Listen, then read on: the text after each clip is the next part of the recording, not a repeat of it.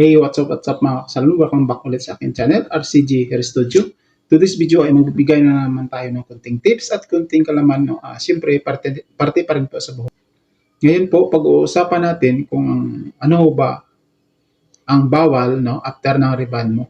Brazilian, no? Ribbon with Brazilian, ribbon with silopen, ribbon with keratin, mga ganun. Pag-uusapan natin kung ano ba ang bawal, no? Ang after ng ribbon mo, bawal mong gawin, no?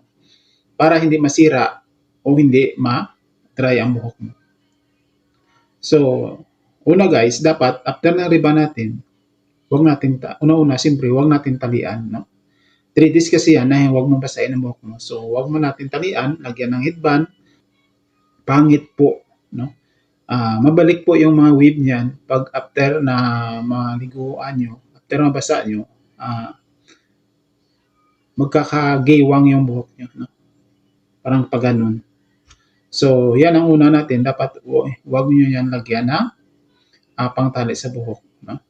Pangalawa, wag mo munang basahin ang buhok mo.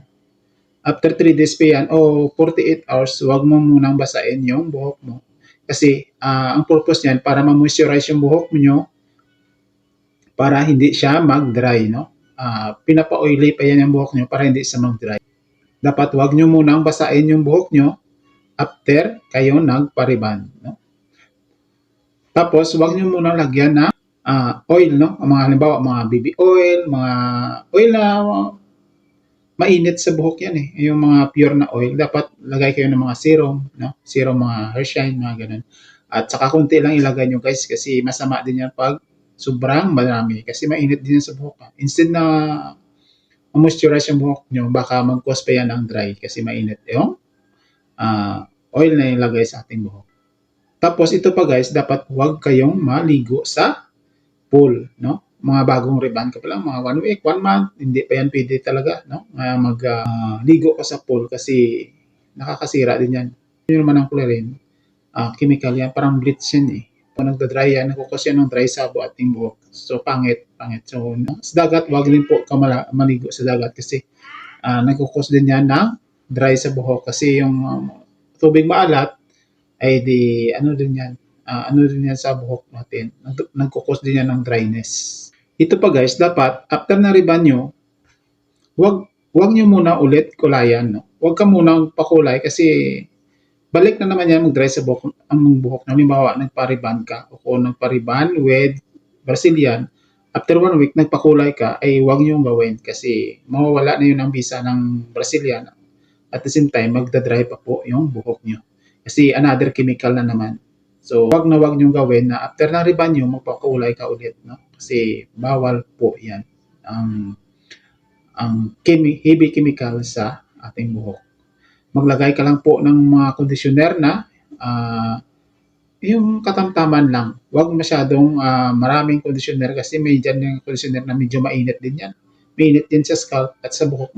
Instead na mag-moisturize yung buhok, minsan yan pa ang cause ng nag-hair fall tayo, nag-dry din ang buhok kasi sa sobrang tapang ng ibang conditioner na ginagamit sa ating buhok. No? So, moderate lang po ang paggamit ng conditioner. No? At ito pa guys, dapat wag muna natin lagyan ng mga spray net. No? Spray net yung pangpamatigas sa buhok kung bagong ribbon ka. Diba, may mga event ka na kailangan talaga naka-hairdo yung buhok mo, naka-temporary curl, yun. Another dry na rin po yan sa buhok. No? Kung hanggat maaari, wag muna siya munang ganun ng style ng buhok mo kasi nakasisira din yan ng buhok. No? Basta nalagyan mo ng mga spray net at hiniherdo yung buhok mo na tinatali-tali at saka tina-curl ng iron, masisira din yan ang buhok mo. Ito pa guys, dapat gumamit ka ng suklay na medyo wide. No? Huwag masyadong nagkadikit-dikit, medyo malaki yung ingka ng suklay para mag-usay mo, hindi siya maputol-putol. Hindi siya ma-break, cause din yan ng hair fall. So, dapat gumamit ka ng suklay na wide. Ito pa guys, dapat huwag nyo munang pagupitan after ng ribbon nyo.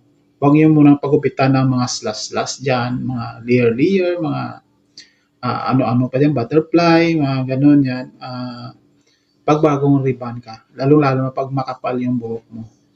Kasi nakakasira din yan at nagda-dry din yan. And the same time, nagbubuhagag pa yan kasi lumiliit yung sineslice, gumagaan yung dulo ng buhok mo. May cause din yan nga tataas yung buhok nyo at saka mag-dry yung dulo nyo. So ayan mga kasalon, no, sana makatulong sa inyo no, ang mga bawal yung gawin pagkatapos ng rebanyo. Ayan, so may mga katanungan pa kayo, please comment below at sasagutin natin yan. No?